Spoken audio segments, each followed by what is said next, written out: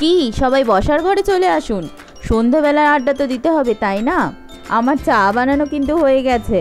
তো good evening বন্ধুরা, গল্প কথা এবং রান্নার আরেকটি ভিডিওতে আপনাদের সকলকে স্বাগত জানাই। আচ্ছা, ডালের সাথে আপনাদের আলু ভাজা খেতে কেমন লাগে বলুন তো? এবার হাসবেন তো এই কথাটা কেন জিজ্ঞাসা করছি। আচ্ছা, ডালের সাথে যদি আলু ভাজা না হয়ে চিকেন ভাজা থাকে তাহলে, আর পেঁয়াজির বদলে যদি সাবুর বড়া হয় তাহলে? ঠিক আপনাদের জন্য এমনই কিছু চমক আজ আমার ভিডিওতে অপেক্ষা করছে, আর এগুলো বানানোর সহজ উপায়ও খুঁজে পাবেন এই ভিডিওতে। তো দেখতে থাকুন, সঙ্গে থাকুন। সারা সপ্তাহ ধরে যতই মাছ মাংস খাই না কেন, রবিবার মাংস না হলে যেন জমেই না। কিন্তু রবিবার মাংস খেতে ইচ্ছে হলেই তো হবে না।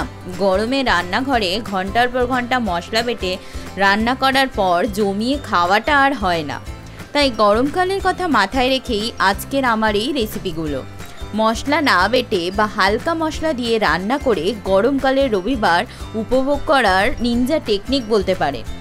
টিপস নাম্বার 1, চিকেন ভাজার রেসিপির জন্য চিকেনটাকে ছোট ছোট টুকরো করে কেটে তাতে টক দই, পেপার পাউডার, নুন স্বাদ মতো, লঙ্কার গুঁড়ো, হলুদ গুঁড়ো মাখিয়ে ঘন্টাখানেক রেখে দিতে হবে।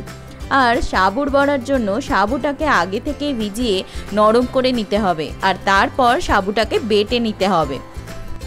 চিকেনটাকে কিন্তু কম আঁচে অনেকটা বেশি সময় ধরে ভাজতে হবে। খুব বেশি আঁচ দিলে চিকেনটা পুড়ে যাবে আর সিদ্ধও হবে না, তাই কম আঁচে ভালো করে ভাজতে হবে। কম তেলেই রান্নাটা করতে পারেন, কিন্তু একটু সময় নিয়ে ভাজতে হবে, মানে অনেক বেশি সময় না, ওই মোটামুটি ধরুন 15-20 মিনিট ধরে ভাজতে হবে। চিকেনটা যত বেশি ছোট ছোট টুকরো করবেন চিকেনটা তত তাড়াতাড়ি সিদ্ধ হবে আর ভালোভাবে ফ্রাই হবে। তো মাথায় রাখবেন যে চিকেনটাকে কিন্তু বেশি আঁচ দিয়ে ভাজবেন না, কম আঁচে ভাজার চেষ্টা করবেন।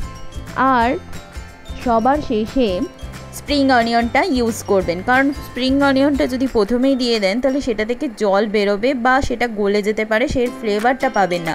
একদম লাস্টে যদি ওটাকে অ্যাড করেন তাহলে ওটার খুব সুন্দর একটা গন্ধ আর খুব সুন্দর একটা টেক্সচার আপনারা খাবারের মধ্যে পাবেন।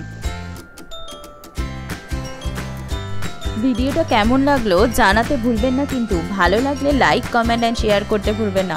আর অবশ্যই আমার চ্যানেলটাকে সাবস্ক্রাইব করতে ভুলবেন না, কিন্তু চ্যানেলটাকে অবশ্যই সাবস্ক্রাইব করে দিন প্লিজ প্লিজ প্লিজ।